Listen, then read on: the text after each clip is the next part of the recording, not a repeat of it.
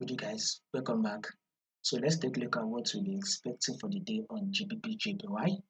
If you are yet to subscribe and you've not done that, make sure you click on the subscribe button, like, share, make your comments, and also follow the Telegram channel.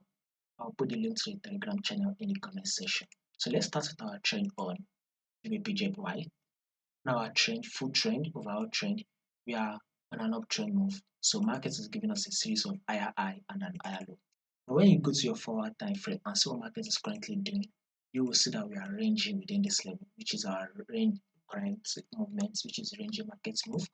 Now we had this drop that came to our support. Market eventually came back to our resistance. Then rejection was made that made it drop to the support. The market pushed up to tap our resistance. It eventually dropped to our support level. It came back to our resistance, dropped to the support. Now that we've gotten that bullish move and we are currently at the resistance, our next forecast on GBPJPY is another drop to the support level. So we should be watching out for a sell around this resistance level. If there's going to be any changes to this trend, I'm going to give you guys the updates.